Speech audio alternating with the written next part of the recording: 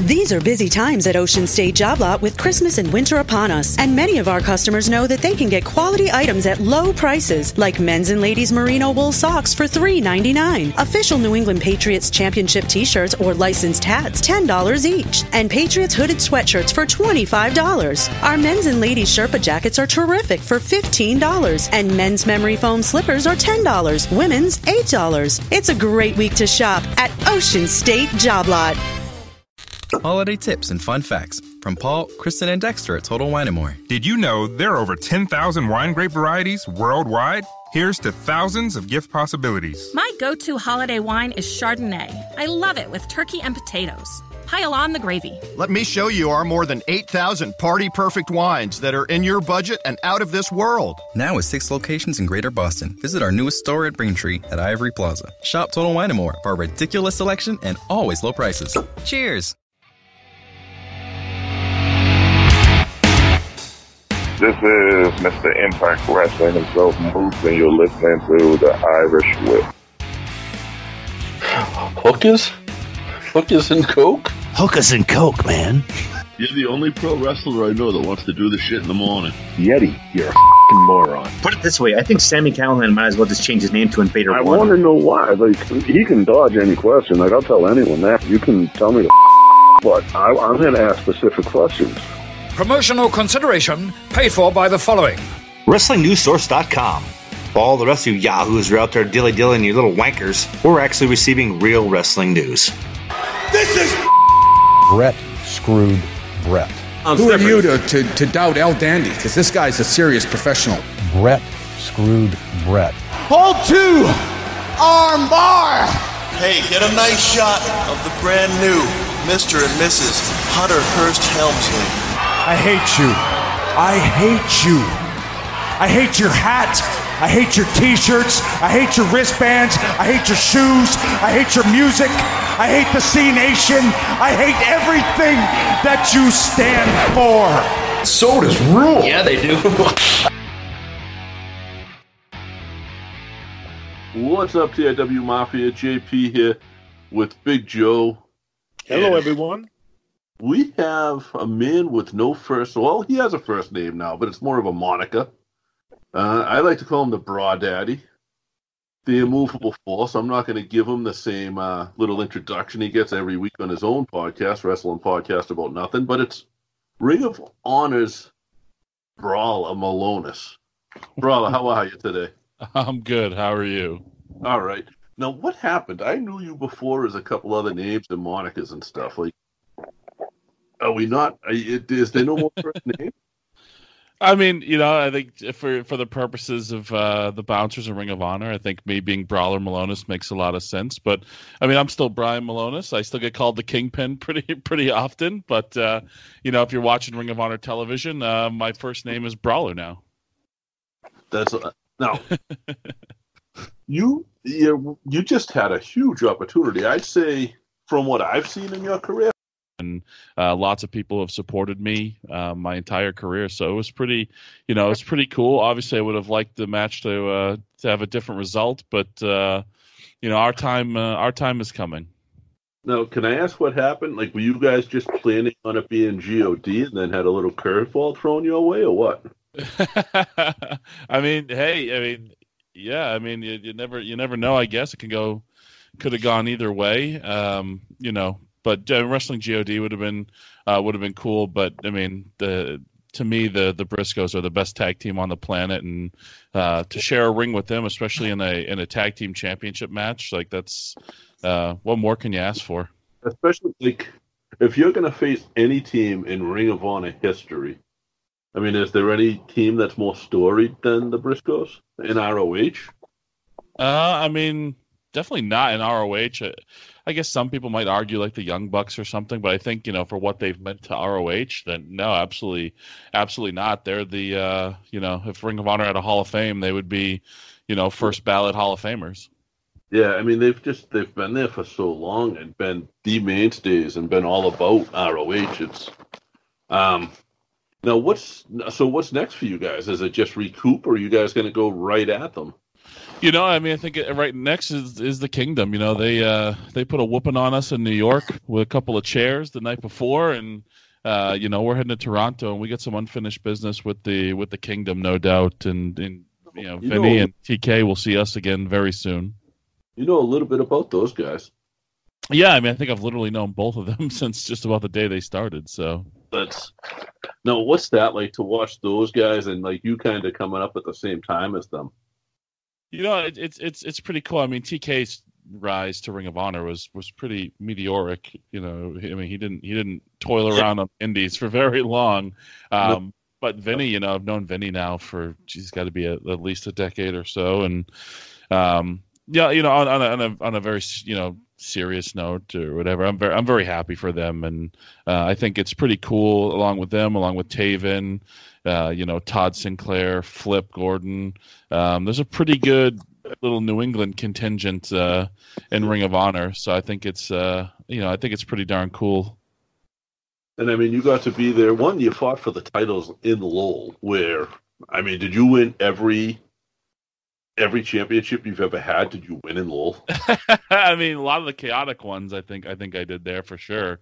I might have done it all 3 times in chaotic there. I mean, I've wrestled a lot in Lowell. It's cool though. I mean, it's it's independent wrestling, and nobody outside of the New England area knows anything about chaotic wrestling story, title history, or anything like that. But for me, cutting my teeth in this area and having so many matches with so many of my friends in Lowell, is real special.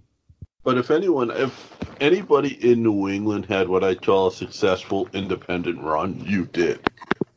I mean, there's not a company in New England that you didn't work for that is a good that's a company that people want to work for. You worked for them before you went to ROH and whatever's next for you. Yeah, I mean, I've been very lucky in that sense where, I definitely spent the majority of my time in chaotic, but I did get out there. I was able to. I mean, probably about the only, real notable promotion I can think of that I never really worked for was Steve Bradley's WFA. Yeah. And that was just different circumstances based on the broken relationship, between. That was the start of your time with Ken Chaotic, and WFA just didn't communicate well with each other. Yeah, I mean, rightfully so. The story is pretty famous now, I think, at this point, but at least in the New England area. But I mean, I've worked everywhere else. That's been a top place in New England, and it's been cool because I've. There's so much talent. It's crazy to think about, and you've been around forever in this area, JP. Yeah. The amount of talent that has come out of this area, and I think of all the guys that have come from this area, and I've literally had not only, matches with them, but like programs with them. So it's pretty wild. I mean, I'd even say you've had hands in some of their training. Yeah, I mean, for a good amount of them, I have. I mean, I was already, by the time Kofi had joined the Chaotic School, I was already, I was already an assistant trainer. I'm pretty sure I'm the first person that ever stepped in a ring with Kofi. So that's a pretty cool designation. But yeah, I mean, between Kofi and Biff Busick, Oni Lorcan, Sasha Banks, but it's cool. It's just cool to be, part of their journey. And for me, it's more cool. Just like I'm not sitting here and saying like I've had any sort of profound impact on them and their careers and their trajectories. I'm just saying it's pretty cool to have been a part of their journeys at the beginning. Right, and that's what it was. It's you just said it perfect. You're a part of their journey, but I've made a big part of it on some of them. So kudos, thank you, because there's 4 or 5 schools in New England, and Chaotic is kind of the finish school right now. You can start anywhere and learn how to take a bump, but Chaotic is the one that's going to teach you the finished product on how to make it all come together.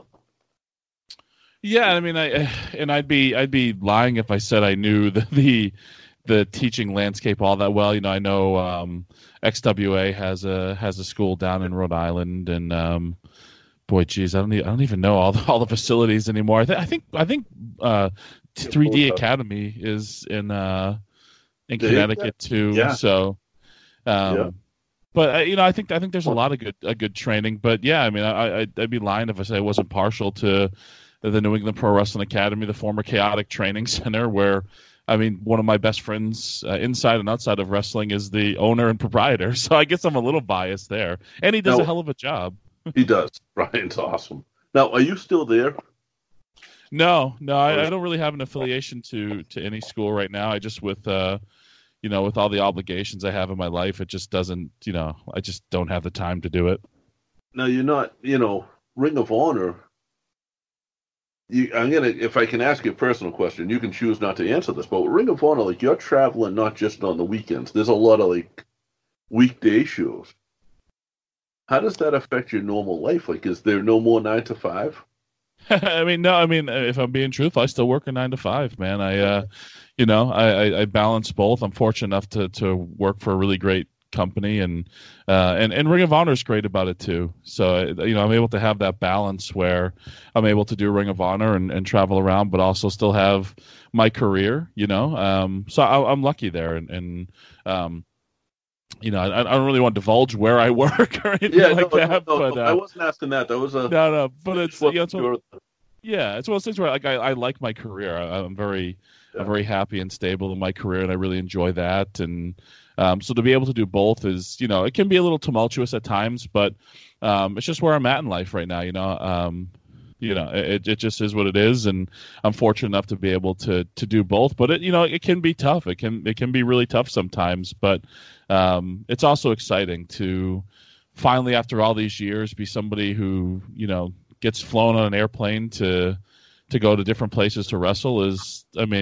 How can I complain about that? It's literally my dream. I mean, you've spent years doing the drives, and now it's like, now you drive to what, Logan? Yeah. I mean, it's funny, kind of talking about the balance of, life and work and all that stuff. And I had gone away for a work trip, and I came home and I saw my kids for a couple of hours before they went to bed. And about 6 hours later, I had to leave to head back down to Boston to get back on an airplane to go wrestle over the weekend. So, I mean, there definitely some times like that. And, but at the same time, I know it's cliche, the hashtag blessed thing, I think is, very played out in amongst certain circles. But I really do just feel so fortunate and lucky to be living this life right now. It's pretty cool, man. Now, Brian, I have a question, and this question actually comes in from a friend of mine that I met through the convention circuit. He's over in Greece. His name is Mike. He wants to know your last name. Do you know what that translates to in Greek? I do not, actually. I would love to know, though. What he told me it translates to is windmill guy. Wow, okay. I don't know. I've known this guy for a couple of years. He's from Greece. His name is Mike, and that's what he said. Your last name Milonas translates to windmill guy, which could actually fit into the wrestling gimmick. Yeah, you need a new finisher. That's interesting, though, huh? You learned something new. I didn't expect to come on this podcast and learn what my last name went. So that was an unexpected curveball. That's all I'm here for. I'm a plethora of useless information. That's you do. You got to come up with some kind of finisher that you can call a windmill now. Well, at your size, you got to get one of the smaller guys and windmill him around. No, you got to get one of the stunt bros. Oh yeah, have you seen those guys? I have not. They've wrestled. I think they're a couple of Joey Janela's kids. One of them was actually on one of the AEW shows, and they've done Beyond. And they're just these. They're maybe 5 feet tall and weigh maybe 100 pounds, but they're the type that they just go in there and get thrown around. They make Hornswoggle look big. We watched them versus Bear Country, which I don't know if you're familiar with Bear Country. I am for I wrestled. Me and the Bruiser wrestled Bear Country at Chaotic. I think Bear Country is incredible. It's great. Yeah, I think they're unbelievable. There's always been that one kind of big tag team, and I think they're the next ones after you guys now. Yeah, I mean, it's great to see them, and I watched their match yesterday. I guess it was 2 days ago. This past weekend from Beyond American Rana, I was able to watch them versus LAX, and I thought they had a bit of a coming out party, man, and they've been doing great with Beyond, and I'm real happy to see them breaking out. And again, but we live in a day and age where, man, you look at guys like that and you're like, they're not going to be on the indies very long. Somebody's going to scoop them up. Right. You're dead on. But I mean, then you look at you, and you were great as long as I've known you. Like, you've been somebody who it's like, why aren't they signing this guy? He's huge, like, and it bugged me. And then when you did that the Ring of Honor tournament, and who knew you were going to face your future tag partner in the finals? So, Well, I faced him on a TV match. I didn't face him in the finals. Okay, sorry. Yeah. No, it's okay. But yeah, it's one of those things where, honestly, I think a lot of it was just bad timing.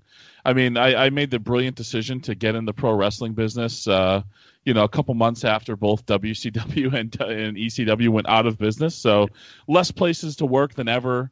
No companies overseas are bringing over, American talent. So yeah, let me jump in the pro wrestling business at this point. But I think WWE really just went through a phase where they were just really looking for, and I think they've kind of corrected course, but they really were looking for one type of person. I mean, I think about all that me and Hanson went through to lose weight and try to get that cookie cutter look, and we're never going to get there. I'm so happy that he's there now and just absolutely killing it. I was telling someone about him earlier, and like the way you guys did it, you guys did what, the P90X, right? Oh yeah, I did P90X at one point. I kicked my ass, man. And like he lost all that weight. He had his injury. Yeah, but I mean, you look back at him at 250 pounds, and it's just like he looks just like. Yeah. He's always been a great wrestler. I mean, Todd is probably the best wrestler to come out of this area in my generation, and that's no disrespect to Tommaso, who's amazing, and to Matt Taven, who is absolutely amazing, and to all these other guys who are just incredible. Right. But I think Todd is the best. Anybody would have a hard time convincing me of that, and the world is getting to see just how freaking good he is now, and it's amazing. But a lot of us that have seen him for the last 15 plus years know just how freaking good he is. That Ivar is a handsome fella, though, isn't he? Well, maybe not so much anymore, though. Huh? He's an ugly bastard now. But now, when did you guys know, as the Bouncers, that you had chemistry and that you were going to be like? When did the tag team idea come into play? Well, it's funny. So just being around Ring of Honor before I really started doing it, I mean, we'd kind of hit it off anyways, like just shooting the shit backstage. Just talking and realize that we just, we're common interests, common mindsets. And then we wrestled each other in Lowell, and, it took us, we put the entire match together in like 5 minutes.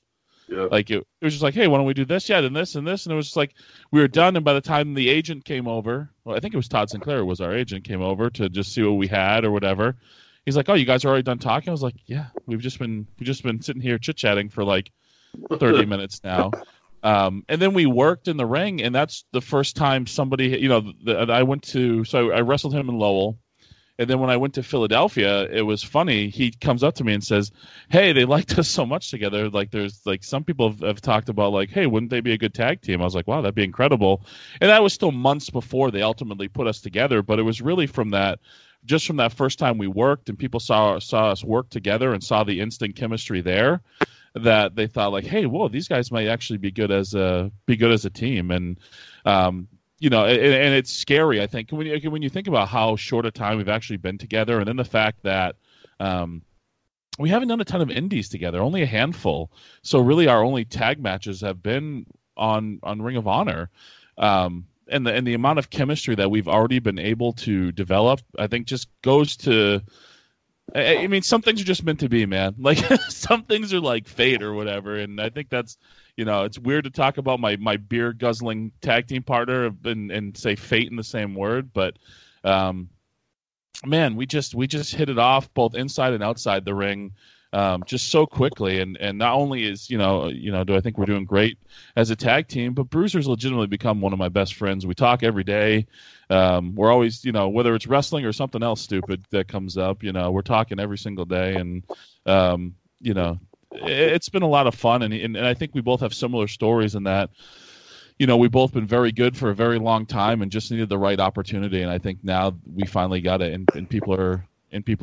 Holiday tips and fun facts from Paul, Kristen, and Dexter at Total Wine & More. There are over 1 million bubbles in a glass of champagne. Here's to a whole lot of celebrating. Did you know Zinfandel is known as America's wine? Serve it with chocolate for an indulgent pairing. Mini bottles, not just for airplanes anymore. They also make great adult party favors, and we have hundreds to choose from. Now with 6 locations in Greater Boston. Visit our newest store at Braintree at Ivory Plaza. Shop Total Wine & More for a ridiculous selection and always low prices. Cheers! And now, a thought from Geico Motorcycle. It took 15 minutes to take a spirit animal quiz online. Please be the cheetah. Please be the cheetah. And learn your animal isn't the cheetah, but the far less appealing blobfish. Oh, come on. To add insult to injury, you could have used those 15 blobfish minutes to switch your motorcycle insurance to Geico. Geico. 15 minutes could save you 15% or more on motorcycle insurance. We're seeing what we can do. I was going to say that the pictures of you at from Lowell with him and your kids, it was like you guys had known each other for 100 years. Just looking at your kids were so comfortable with them, and it was just kind of Uncle Bruiser, Oh my God, they love him. They absolutely adore him. It's funny. He when he came up and wrestled the show in New Hampshire for me, he actually stayed at my house and stuff. And the kids adored him, especially my son. Whenever I FaceTime them, within about 30 seconds, when I'm on the road FaceTiming with them, within about 30 seconds, they're asking to talk to the Bruiser. My son doesn't walk around acting like me. He'll bite his Jeff Hardy wrestling buddy and then look at the imaginary camera and talk about how he can't bite because he ain't got no teeth. And they adore him, and he was great with them. And that was fun to get a picture with the kids and the Bruiser. But they took to him like instantly. Awesome. So what would the kids use if they were to do the Toast of Honor with the Bruiser? Oh, root beer. It's got to be root beer. So here's a fun story for you. So my son is 3. He's in daycare, and he is completely obsessed with beer because of my wrestling character. And we've had to establish with the school that no, we're not letting Michael drink beer. Daddy plays this character on TV, and Michael very much idolizes and loves his dad, but so he knows he can't drink real beer. He knows he has to drink. I let him have a root beer when we go out to the restaurants. But he's quite the character. We're gonna take a quick break, Brian. We're gonna pay some bills. I think Mike Crockett would say. All right.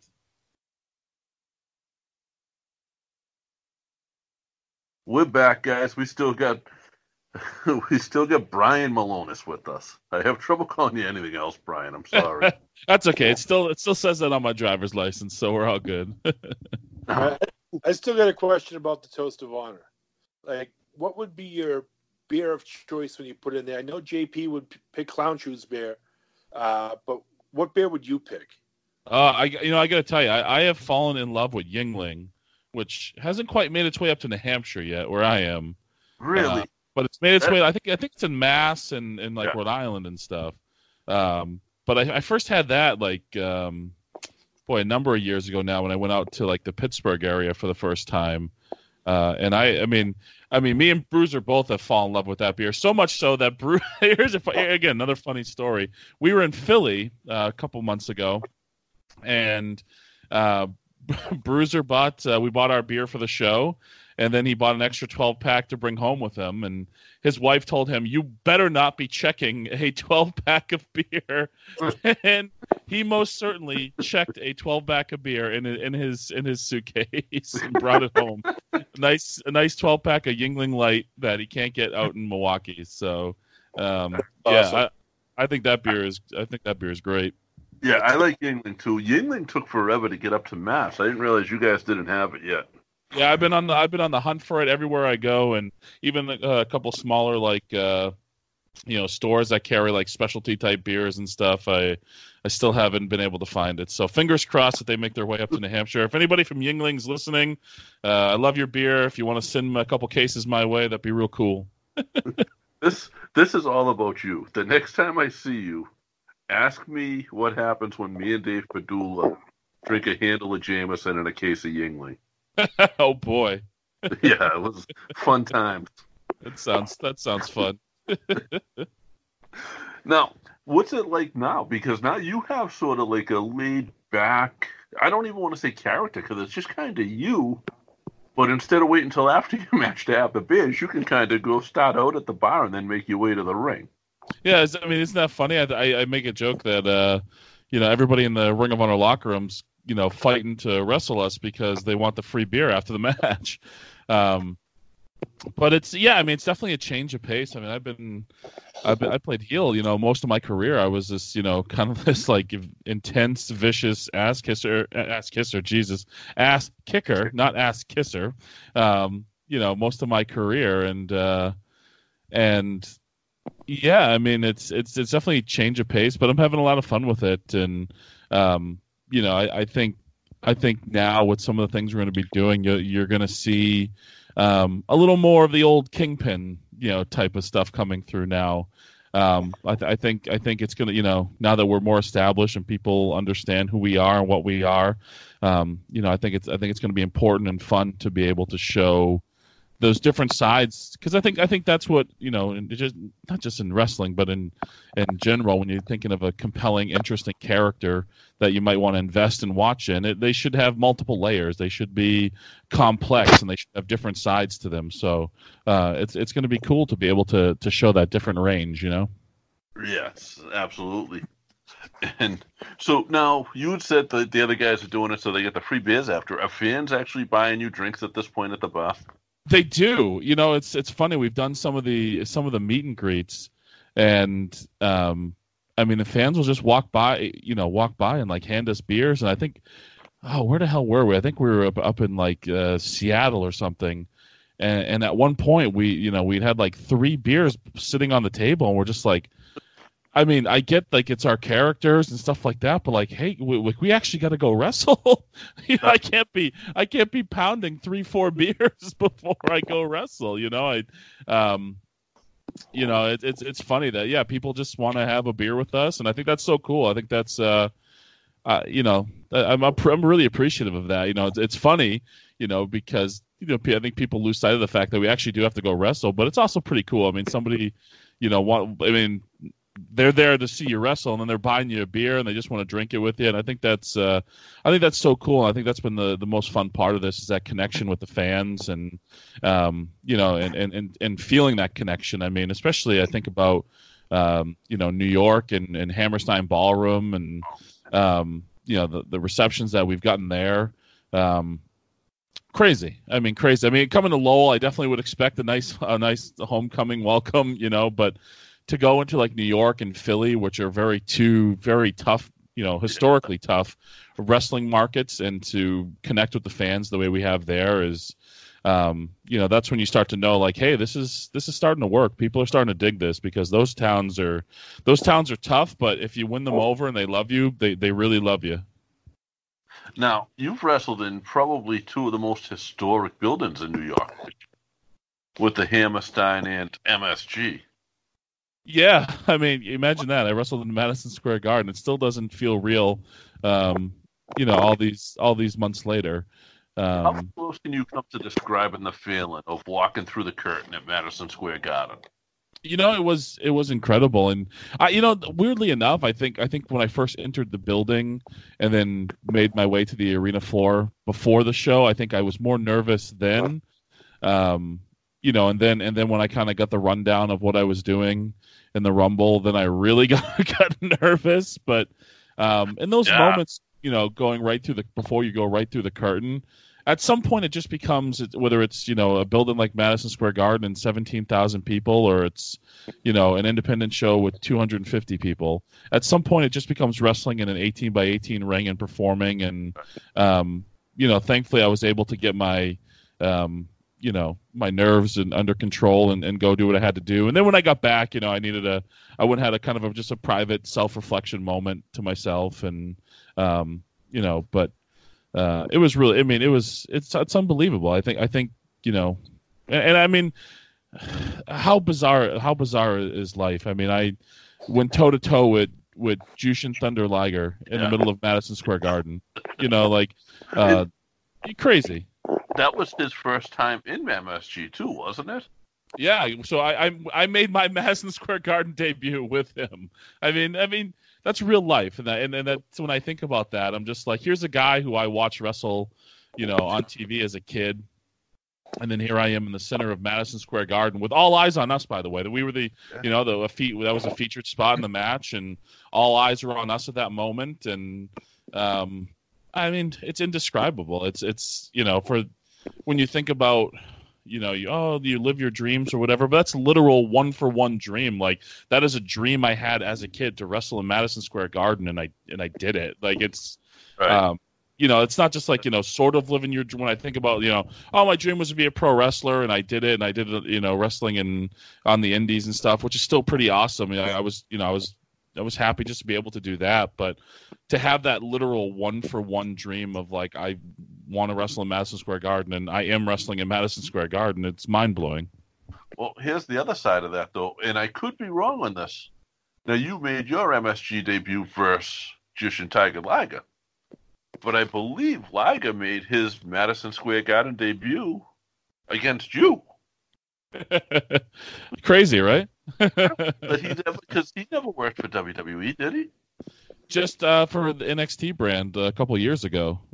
But no, he always wrestled for WCW. And I mean, that's the other thing too, is when you think about, you think about the fact that WWE had the stronghold on that building for, Lord knows how many years. I forget how many years it had been since another company had run Madison Square Garden, but just to be a small piece of that was just unbelievable. I was like a kid in a candy store. I before the show, I was with me and Todd Sinclair, or I told Todd Sinclair like, hey, I'm gonna find the hall. There's like the famous video of like Hogan where he does the cross and he takes the corner and he heads towards the entrance. So I thought I discovered it, and I thought I discovered the right hallway. But then after further inspection, watching the video with Todd, we realized it was a different hallway, and that was a staged shot. And but I mean, for me, like that, I mean, literally to walk the halls of the same halls in the path that my heroes walked. It gives you. I got goosebumps thinking about it right now. Todd Sinclair actually told that story this week on the Wrestling Podcast About Nothing. Yeah, he did. Well, I think he told it just to say how he had to correct me. Yes, I wasn't going to say that, but that's what it sounded like. Yeah. Now, tell us a little about that, because you corrected me at one point on that. I was always under the assumption, because you are Brawler Milonas, like you're not one of these nerdy guys who are in the corner reading comic books, and there's nothing against any of them. That's just not. It's not what you seem like. That's me. How did Mike approach you when he said he wanted to do this podcast? Well, it's funny. I actually approached him. So I had a couple of friends who, and they don't do it anymore. BDA Radio they wanted to start, which was a podcasting thing. And their whole idea was for me to do like the Brian Milonas show, which I was just like, that just sounds terrible. That sounds like nobody wants to listen to that. Like, me drone on for an hour or whatever, even if I'm just interviewing somebody. So I knew I needed somebody to rein me in and to lead the show. So I reached out to Mike, and Mike was doing editing and stuff like that. So he thought I was actually just reaching out to him to like produce the show or like, you know, or like edit the show. And I was like, no, I want you to be my co-host. Like, I can't do this alone. And I think we would be great together. Me and Mike have what you hear on the show is really what it's like, you know, what you hear on the wrestling podcast about nothing is really the way we are in real life. There's a lot of banter back and forth and calling each other out. And if you heard us talk, you would think like we're not very good friends at all. You know, but so I knew, you know, because of that and because of our relationship and because of our friendship, like this would play well. This would play well on camera, so to speak, even though it's an audio podcast. But I knew our banter would play well, and I think we got something pretty good. You know, I mean, you guys know the struggle with everybody having a podcast these days, and we stopped for a bunch of years because we started this back in like 2005, and me and Joe were the Irish Whip internet radio, and we stopped for a bunch of years because of it. Yeah, I mean look, even Colt Cabana's getting out of the game now. Yeah, that's kind of sad because he was the first real, like, the first wrestler to make a name doing a podcast. Yeah, I mean one of the I think it was Matt Jackson. He talked about like Colt Cabana being the first guy that was like an indie wrestler who was like showing everybody that you could make a living at it because he was doing the things like the podcast and selling merch. And, you know, Colt's a guy who I'm very happy to have gotten known a little bit over the last couple of years. And, I mean, truthfully, just as a fan, like I was, you know, especially now that he's done, I was just happy to be a guest and get on the Art of Wrestling, you know, a couple months ago. So I thought that was really cool. I definitely geeked out for that. Yeah, that is cool. That's definitely another one of those bucket list things. Yeah. I mean, yeah, there's a lot of, you know, it's funny. I feel like every few months I'm kind of saying, you know, this is like the next, you know, the new biggest match of my career, or, you know, to do so many cool things. And it's wild, man. And you know, who knows what the future holds. And what's left on kind of your Ring of Honor bucket list? Like, do you want to stay at the tag team and go for the tag team champions? Do you ever see yourself going on your own and going for, you know, one of the world heavyweight titles or something like that? Or is it going to be strictly tag teams? I mean, that hasn't even crossed my mind. I mean, I think we're just so focused on the tag team now, making this work. And, you know, I really truly believe that we are going to be world tag team champions sooner rather than later. And I believe we have become a very vital and important piece of Ring of Honor. And that's a really cool feeling. You know, when they put me and Bruiser together, it was literally, hey, we're putting you together. We're going to try this for a couple months. If it doesn't work, then we're going to pull the plug pretty quick, you know. So to be sitting here, you know, approaching 2 years later, and we're going stronger than ever, and we're on the way up. It's a pretty cool feeling because, you know, we weren't something that they had, I would say, really high hopes for. They just, you know, they put us together to be with Silas, and we could be a trio because they had the 6-man tag titles, and you know, but it wasn't like something like, hey, these guys are going to come in and be like a main event tag team. And it took us a while to get rolling and find our groove. But now I look at it and I was like, yeah, I think we're right there. I think we're right on the cusp of being a main event tag team. We're on the cusp of being there with the Briscoes and GOD and you know, PCO and Brody King and Lifeblood and you know, I think we're right there, and I think the crowd reactions to us prove that. So I'm really proud. You know, I'm really, really proud of that, and just truly humbled and excited for, you know, what's to come. Because I think lots of good things are to come. How scary is it to be across the ring? I don't know if you have yet or not from PCO. I have, yeah. I mean, you know, it's, you know, it's funny. You know, he's insane. He's absolutely insane, like, but in all like the best ways possible. You know, there's a group of us now that just, you know, find Carl after his matches and go make sure he's okay. You know, because he just takes these crazy, you know. Takes these crazy bumps. Not that you're not that you're a rookie. You've been around for a while, but I mean, he's been around since I was a kid. Yeah, I mean, I think about his run in WWE was like 1993. It started. So it's really crazy. I was in a tag match. It was part of Tag Wars in Texas, and one of the teams was PCO and Brody King. The other team was Kenny King and MVP. And it's funny. I said to Bruiser, I'm like, it's 2019, and we're in a tag team match with Jean-Pierre Lafitte and MVP. Like what? Like this? It felt. I made the joke. Like, you ever have like a weird dream, and you're just I feel like that would be like a weird dream. Like, man, I had this dream, and I was in Texas, and like I wrestled, Jean-Pierre Lafitte and MVP. And it was like now though, but that actually happened. That's real life in pro wrestling in 2019. Dreams come true. Yeah, man, it's cool. It's cool stuff. I enjoyed wrestling MVP as well. Like he was a real cool guy. But PCO is the man. He's insane, and to be doing the stuff he's doing at his age, I'm so happy he's had like this career renaissance, because he's at an age where like guys are retiring or retired already, and right.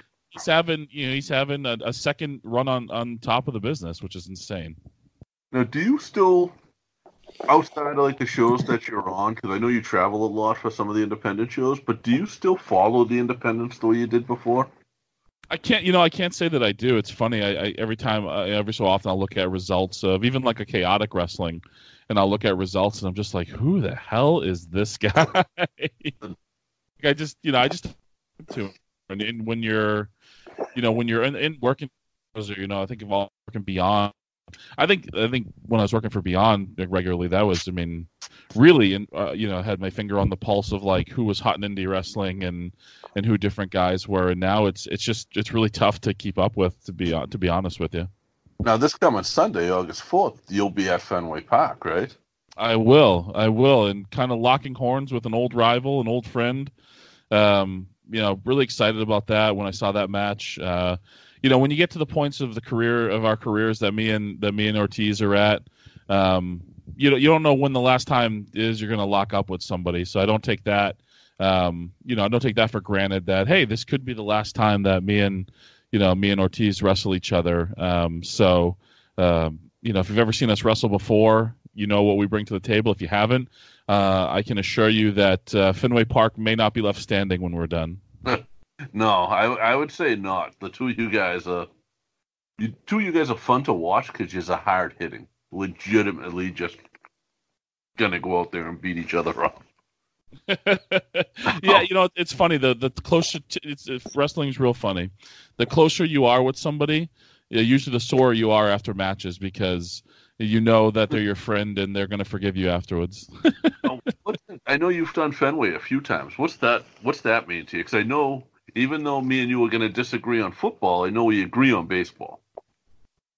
Yeah. No, it's really cool. Especially when I think about, going to Fenway Park as a kid, and but yeah, being able to go there and wrestle, and I never would have thought I'd wrestle at Fenway Park. Like it's so cool, and definitely appreciative of what Bo Douglas and Dante Luna have been able to do with making that an annual event and giving so many guys opportunities to go do something pretty cool. Especially if you're somebody who grew up in this area watching the Boston Red Sox, that's so cool to be able to do. So I think what Bo and Dante are doing is just tremendous, and really cool. Dante is just a tireless worker, man. Like, I see all the stuff.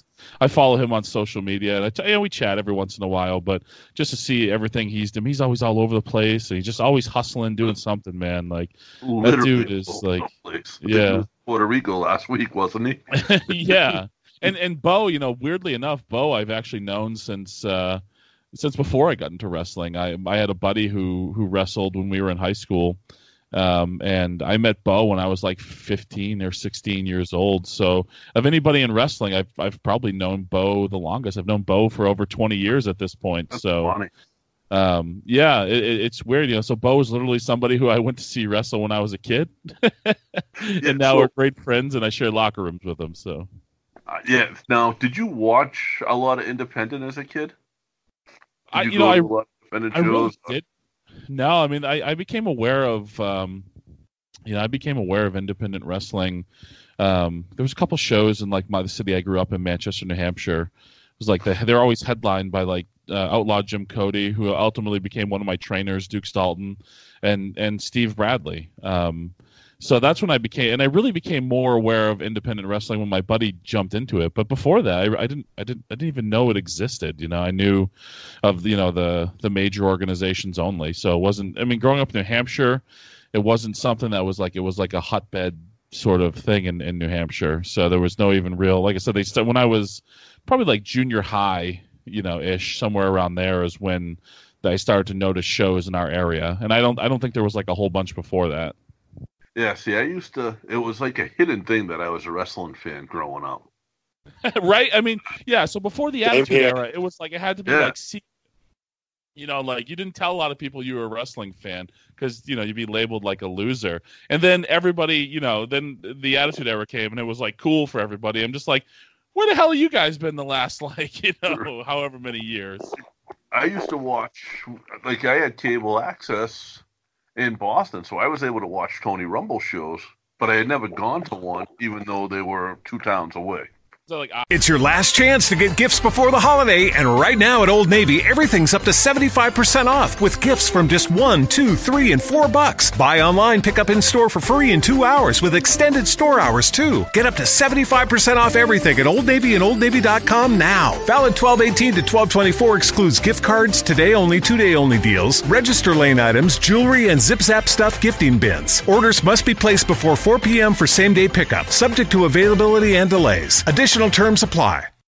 These are busy times at Ocean State Job Lot with Christmas and winter upon us. And many of our customers know that they can get quality items at low prices, like men's and ladies' merino wool socks for $3.99. Official New England Patriots Championship t-shirts or licensed hats, $10 each. And Patriots hooded sweatshirts for $25. Our men's and ladies' Sherpa jackets are terrific for $15. And men's memory foam slippers are $10. Women's, $8. It's a great week to shop at Ocean State Job Lot.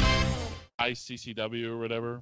Yeah, and those, I mean, some of those shows, like I saw Taz, I know I saw Sabu, like I remember seeing those two, and that was before they were on ECW TV, but those two stuck in my head. But I also remembered seeing Jason Rage. I remembered Bo. So it's like, it's cool to like now, I consider Bo a pretty good friend at this point. And having watched him and I remember going to those. I went, like I said, once my buddy started, I went to a lot of the Tony Rumble shows at like Good Times and I forget some of the other venues that I went to see, but and then Kowalski would still run like a sporadic show. So I remember going to a few of those, and it's crazy now. And I think of how many guys I saw at that point that I've now either become my friends or I wrestled or. So it all comes full circle at some point. No. Speaking of full circle, I just sent an email to Yingling Bear. So, all right, we'll see what happens with that. Let's make it happen. I was trying to figure out what Joe was doing with his hands. Oh boy. I was emailing. Sure. Now we're gonna take one more break, guys. We'll be right back with Brawler Milonas.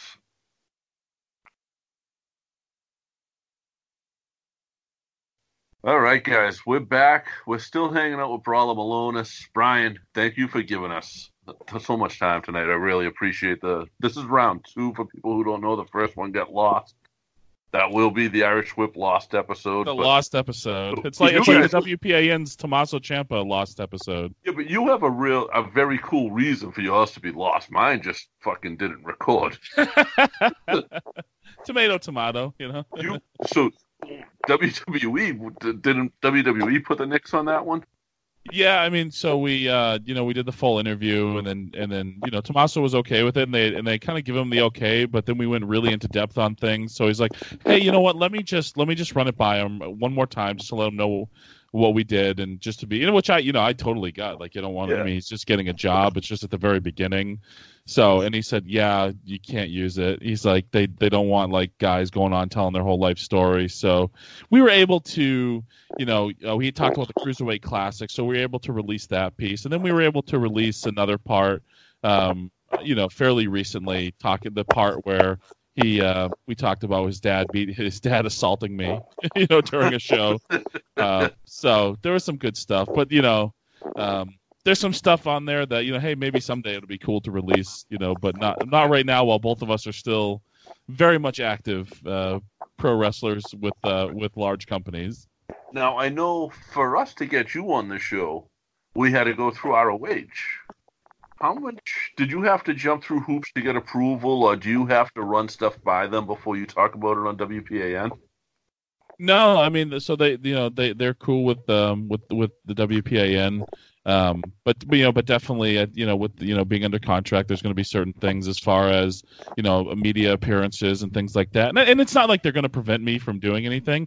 I think it's just more they want to be able to know what we're doing and promote it. I think they're they're just protecting their asset and their brand, and I think that's great. I think it's great that they look out for us and and those types of things. So it's definitely not like a situation where they are, they just want to be aware of what we're doing, and I can appreciate that altogether. And they, I mean, I don't want to say his name on air because I don't know if he wants to be publicly outed as the PR guy for Ring of Honor, but he takes such good care of all of us, and he works. I mean, the guy works tirelessly to get opportunities for everybody. So he replied to me with the times you were available within about 5 minutes of me sending the first email. Yeah, I mean he's fantastic. I can't say enough good things about him, and they took really good care. I mean, and this is going to sound like me shilling for the company, and maybe it is to an extent, but all of it's true. And when I say that, Ring of Honor as a whole takes great care of us. They take tremendous care of us, and whether it be from covering a lot of the expenses for the road, and obviously just being under contract and wrestling for them. But I know there's a lot of everybody seems to have negativity around Ring of Honor because the guys from the Elite left or whatever. Maybe it seems to be the popular sentiment, but it's like it's still an international professional wrestling company. I'll say this. I looked around the locker room.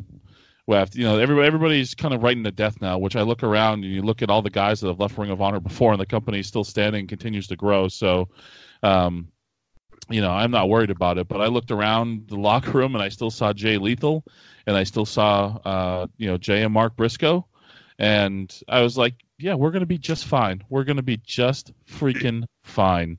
To me, again, Jay Lethal, the best professional wrestler on the face of the planet. The Briscoes, the best tag team on the face of the planet. So, if those guys are on your team, you're going to be all right.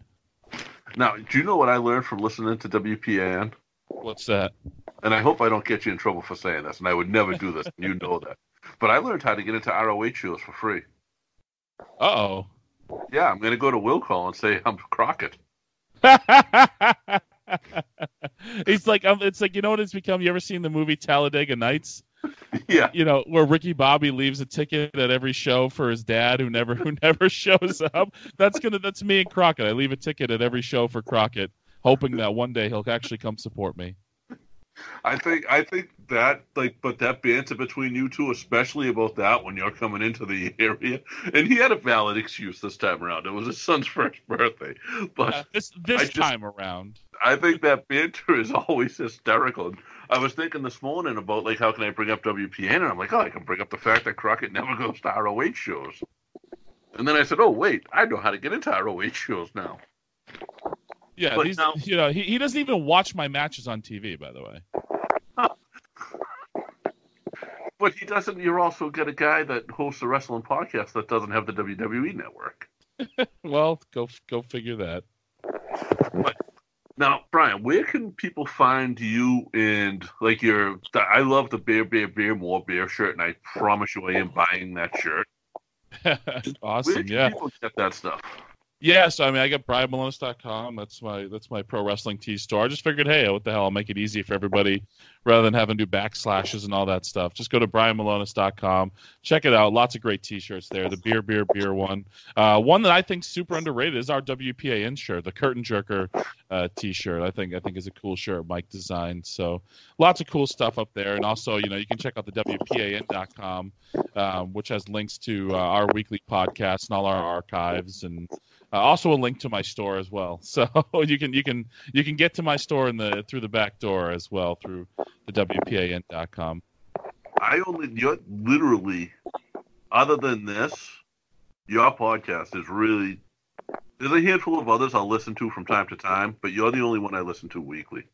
Thank you. I appreciate that. We have a good time doing it, and we're going on like 3 years now, which is mind blowing. That's crazy, isn't it? Yeah, I mean, and hopefully, it's one of those things. Like, I don't want to say, like I'll always be able to do it. I hope I'll be able to do it for a long, long time. But you never know where this crazy journey in wrestling takes you. But I have a blast doing it, and hopefully we'll be doing it for a long time to come. Now, what else? Social media, or is it all Brawler? Twitter's what? At Bryan Milonas? Yeah, it's at Brawler Milonas, and then on Instagram, Brawler Milonas ROH. So I didn't switch over anything to Brawler Milonas because you never know, and I don't want to lose my Twitter handle. Right, exactly. Now, what are you most active on? Twitter and Instagram. I'm pretty active on Facebook too. I'm really, if you just search Brawler Milonas or Brawler Milonas, you'll find me on there. On Facebook and Twitter. I try to be as active as possible. I'm probably not as active as I should be, but we're working on it. And now that football season's coming, I'm sure there'll be plenty of football rants on there. There is a pro wrestling podcast. Wrestling, pro wrestling, whatever, podcast, fantasy football league starting up. Do you want me to tag you in that? Sure.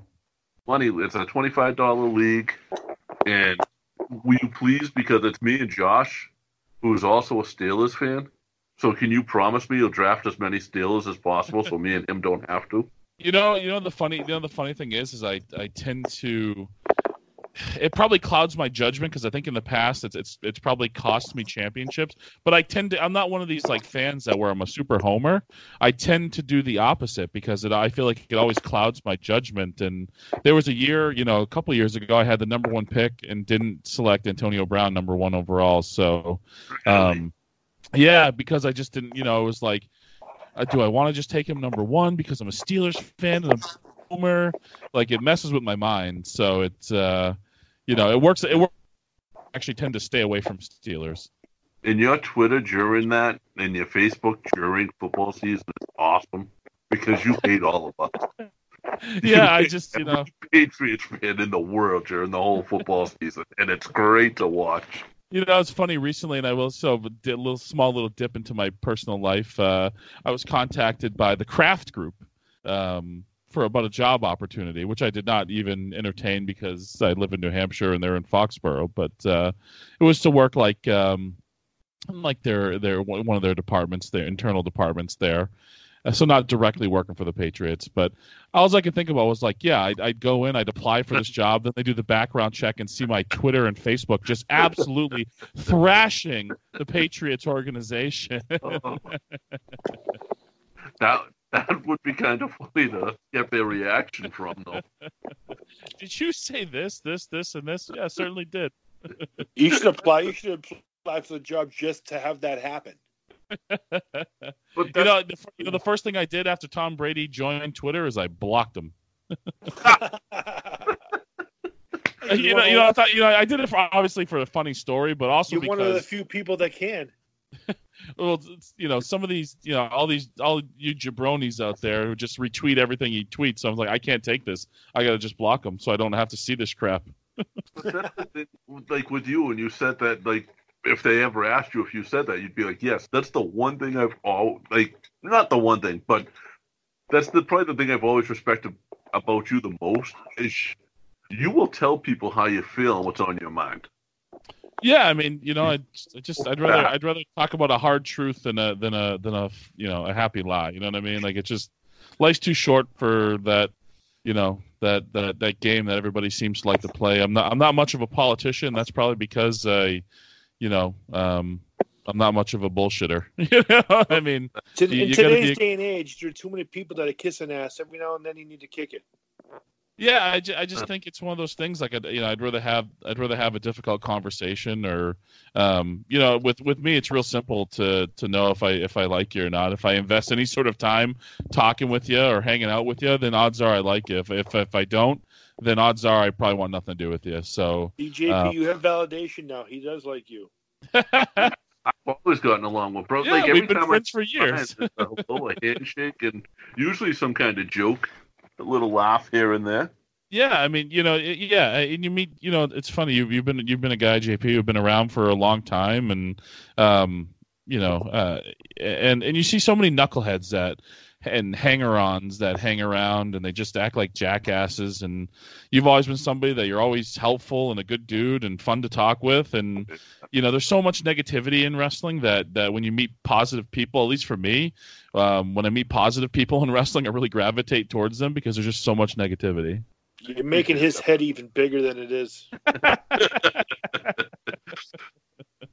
So I don't know what better way to end the show than on something like that. But the sentiment is 100% the same. Like, you've always been just a good dude, and someone at the shows who, like, I've witnessed when the promoter says, "Hey, I need this," you're like, "Yes, me, I got you." Yeah, I mean, because it's one of those things, and I think it's because my trainer Mike Hollow and the way he taught us, and it's one of those things. So whether you're somebody that's a weekend warrior, and I don't mean that in a bad way, I just mean like this is just something you do on the weekends, and or something you want to try to career, I still believe you should treat it with the same respect, and what was instilled in me by my trainer Mike Hollow was cliche, but you bring your pace with you. It's like you're going to work. You conduct yourself in a positive and professional manner, and you conduct it no different than if you're going to a 9-to-5 job, and treat it with respect. And I think if more people did that, then I think it would be a better place. So, because I do take it not fun, but I take it serious. I love it. I want to see it grow, and I want to see it get better. And I. Sometimes I think there's just a lack of, and, people can think like, there's wrestling etiquette thing. It's like, if you just conduct yourself good and decent human being, if you're think of others and just do the things that you would do in normal everyday life, you'll never have a problem in your entire career. Very true. And that's part of wrestling etiquette. It's not wrestling etiquette, it's kind of normal etiquette. Yeah, exactly. There's no such thing as etiquette. It's just be a decent human being, And I know people make a bit like handshakes and things like that. But I mean, if you were going into business or something, I mean, you would say hi to people. Why is that even like a? Why do you even have to think about that? Like, why does somebody have to tell you to say hi to people? Like, I don't know. It's weird to me. Just conduct yourself as a decent human being, and you'll be all right. Don't ignore that little guy in the corner just because he's that little guy in the corner. He has a job as well. Yeah, exactly. And especially when you're working for a company that like produces TV and things like that, the cameramen and the production crew are just so underappreciated, and they're way more important. The wrestlers, there's a lot of wrestlers out there, man. Like, there's 1,000 guys willing to take my spot every day, but there's not a lot of guys that can do what like the production crew. And I think the production crew at Ring of Honor is top notch. And I know me and Bruiser, especially with our entrances, we work very closely with the camera guys, and they help us so much. I've learned so freaking much from these guys as far as like how to shoot something, how to make it look good on TV. They're just a wealth of knowledge, and not a lot of people take the time to actually sit and learn and discuss these things and understand them. Or, recently got to do a lot of work with Dave Lagana. NWA just parted ways with Ring of Honor, but me and Bruiser did a lot with Dave Lagana, and Jesus, I felt like I was sitting under the learning tree every time that we worked with him, because he would take the time to set up the shot and explain like why he was shooting it, and then he would like put you behind the camera, and then he would walk through it, to show what he was looking for. So it's just like, I mean, those little things, those are just such valuable little lessons. And when you think of like somebody like him, or just like, somebody like I don't like the names, because I don't know if they want to be known, some of the production guys, but it's not because I don't respect them, and because they're awesome, and I just think there's so much you can pick up and learn from those guys. They're Ring of Honor is not going to have trouble replacing me. You know what I mean? But they'd have trouble replacing, the production crew and the camera guys. You're pretty humble there, because I mean, like you said, you've become a piece of the company at this point. So I don't think you'd be easy to replace. I'm just saying. I mean, I'm just saying. Like, there's a lot of wrestlers out there, but these guys are just every bit as talented as any of us in the ring, and they don't get enough credit. So, big shout out to, to those guys, and anybody who doesn't think that they have to go and show appreciation to production people and the guys that put up the ring and the cameramen and all, like, you're a knucklehead and probably don't belong in the business. Like, no. Just being blunt. Maybe we can get some of those guys on the show and talk about it. Hey, they're also damn humble that I don't even know if they'd want to, but I would love to hear. Well, I'd love to hear from those guys. I think that would be interesting, because I'm sure I'm not the only one that would be interested in how that gets put together. Yeah, it's definitely a different take. Now, Brian, what do you got for dates? Where can people go to see you? I know where they can buy your shirts and find you online. Where can people go see you wrestle now? See you beat someone up. Yeah, I got a lot coming up. I mean, we mentioned Fenway Park this Sunday in Boston against Steven Ortiz for Bell Time Club. So pretty excited about that. Go to Toronto for Summer Supercard on August 9th for Ring of Honor. That'll be cool. It's up in Toronto, and that'll be streaming live on Honor Club. Heading back to Wisconsin for Brew City Wrestling on August 16th. And then in the New England area, I'm back on August 17th for Atlantic Pro Wrestling, doing a special meet and greet there. They'll have a Q&A for the fans, so I'm sure we'll tell a few road stories that I can't even tell on the podcast, because I don't want it recorded. But that'll be fun. But and then finishing off the month, got some crazy stuff coming up. Got UFO Wrestling on 8/23 in Malden, Mass, and then going to Atlanta for Ring of Honor on 8/24 in Nashville on 8/25, and then crazy month. And then then I finish out the month at Prove August. That's really cool about you. Like, you're an ROH contracted talent. And Proving Ground, I mean, correct me if I'm wrong, but that's mostly like up and comers? Yeah, I mean, it's a lot of guys who are just starting to cut their teeth, and Derek Simonetti, I think is the owner and proprietor. I don't know what people know or his real name, so I won't out his real name or whatever. Right. But I mean, he's somebody who I have a real good relationship with, and he asked me if I'd be willing to come in, and I said, yeah, hell yeah, absolutely. I mean, I'm not a saint. I don't do this stuff for free. Let's hold off on the bronze statue quite. But it's fun to do. It's still fun for me to go do these companies and wrestle. I'm wrestling a younger guy, bigger guy. So it's cool to be able to get out there and wrestle young talent and still be able to give back, because I remember what it was like to be, in the locker room trying to learn from experienced guys. So if I can give anything back, at all, and offer something of value to a company or to a young guy, then I'm happy to do it, because everybody, not just wrestling, but we're talking about wrestling here. You should strive to leave it better than you found it, and if I can leave everything a little better than I found it, then I think at the end of the day I'm a success. I'm gonna shout this out. I'm not literally gonna shout. Don't worry with your headphones on. But like, everybody on that show, talk to Brian before your match, and Brian, I hope to God you have to watch that entire show, because everybody on that card asked you to watch their match and critique it. And if he gives you some criticism, take it as constructive criticism and work on it. That's how you're all going to get better. Yeah, I mean, I truthfully, every show I'm on, I try to watch the whole thing. But I'm also not a guy. I'm never going to force my opinions or thoughts on people. I'm never going to.